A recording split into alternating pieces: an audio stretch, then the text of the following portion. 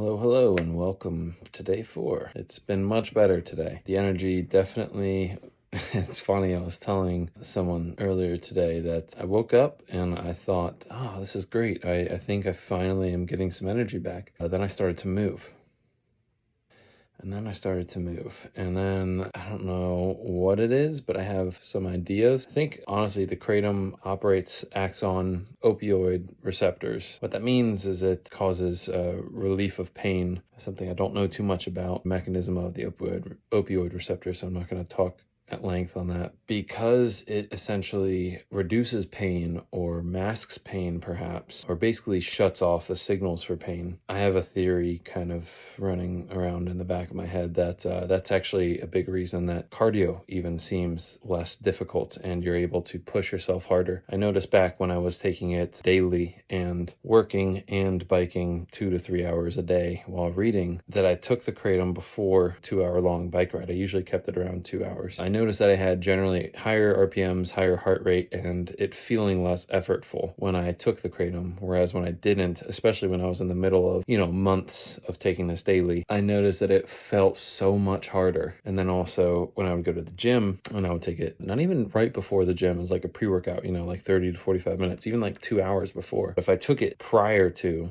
but during the same day of a gym session with weightlifting, even the weightlifting just felt easier. It's not like I could throw up more weight, but it felt so much less effortful. The relapse or, detox phase, withdrawal phase of getting off of Kratom, I believe, will have a lot of the side effects related to that. Walking hurts, to say the least. Pain scale, it's like a 1 out of 10. It's just the fact that there's pain at all when you're trying to do anything is like, what the hell is going on here, man? I just want to get up and get some water. The topic that I wrote down that I wanted to briefly throw out there, it touches another theory that I've kind of had for a few years, ever since I heard about string theory and whatnot, no pun intended, resonated with me quite a bit. If you're not familiar with string theory, if you know basic physics or even just the big realm of, we have atoms, which are at the, atoms comprise molecules like proteins and fats and carbohydrates that exist in our body that we consume on a daily basis that comprise our entire body. There are the atoms, which make up the molecules, but then there's electrons, protons, neutrons, which are the subatomic particles. Then we discovered there's other subatomic particles, quantum particles, perhaps. This is where I always forget. Protons, electrons, neutrons, and there's quarks, gluons, muons, stuff like that. It goes deeper and deeper, smaller and smaller. And then the string theory, the basic idea is that at the smallest units of that you can break everything down to are these little tiny vibrating, like tiny is an understatement. Tiny. It's like tiny to the umpteenth power of tiny are these little tiny vibrating strings. Well, vibration, strings, what is sound? Sound is vibration, right? There's actually a great Atmosphere song that I used to listen to way back in the day called Sound is Vibration. Pretty fun tune. Check it out if you're into that indie rap of a sort. Sound is vibration. And if we are comprised of, I don't even know what the number would be, trillions of tiny vibrating strings, because you think of atoms, subatomic particles, and then the quantum particles, and then below that, or smaller than that, making up subatomic particles. And there's how many freaking cells? And that's just cells in our body. That's not the molecules. So anyway, trillions upon trillions upon trillions upon trillions upon maybe quintillions, who knows, of little tiny vibrating strings that comprise our entire body. If you think about these strings vibrating, then you could say that there is a general congruent frequency, a resonating frequency. And I love this because it's almost the bridge between the woo crazy and the sciencey stuff. And that's also,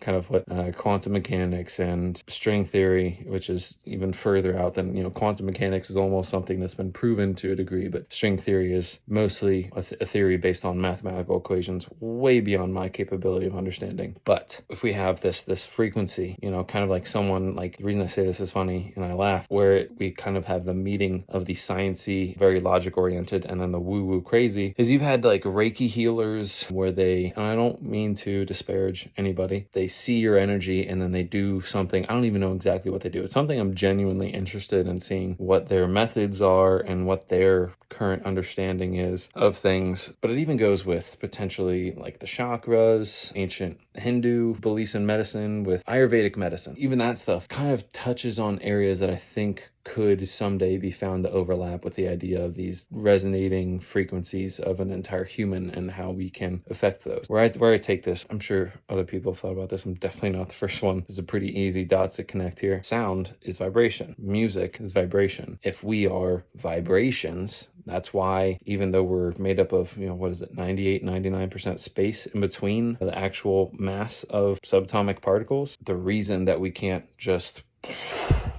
push right through our mass or a table or a phone or something like that, the reason we can pick things up is because of the vibration. And then there's all sorts of crazy stuff out there that goes like theories, conspiracy theories about, which I don't even, such a rough word these days. Ideas about how the pyramids were actually made using sound to levitate objects. I don't know. Sounds crazy to me, but I like things that pique my curiosity, and that sounds cool. If that could happen, just imagine if we had other technology that just doesn't make sense with like telepathy kind of stuff. If we can alter our state of being by altering our frequency. Music, if you've ever been in a really shitty mood and you listen to a song that there's a lot of different things that can happen. I mean, if you're in a sad mood and you listen to a sad song intentionally, that can potentially steer you more into sadness, but it's a good feeling in a way. It like helps you experience that sadness and potentially move past it, which is a whole nother area that I don't even know how that works. But the idea is just that if we are comprised of these tiny little strings, we have a general frequency about us, each person, that obviously is changing all the time based on external and internal factors, things within us, because we're not just ourselves with our cells, but we are also the microbiota,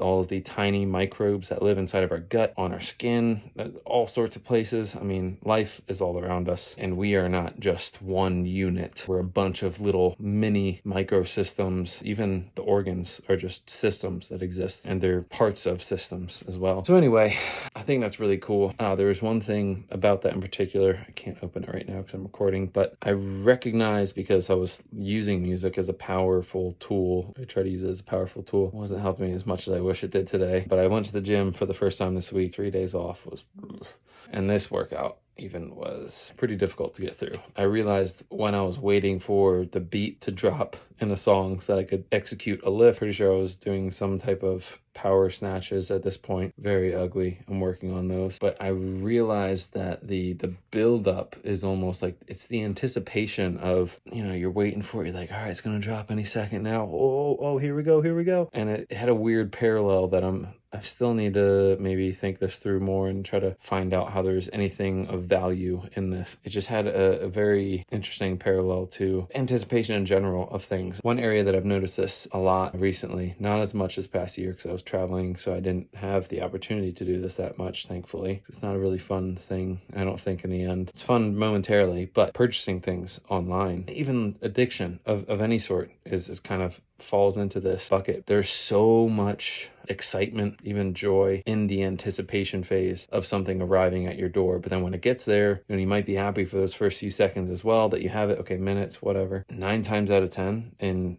today's society, where we're ordering crap off of Amazon we're getting like multiple packages a week, I guarantee you there are some things that you get, and the most fun about the entire experience is the anticipation of it getting there. Okay, maybe the shopping part too. The point is there's a funny parallel there with music and the beat drop. Maybe it's the beat drop phenomenon. Who knows? But there's anticipation. It's oh my god, that's good.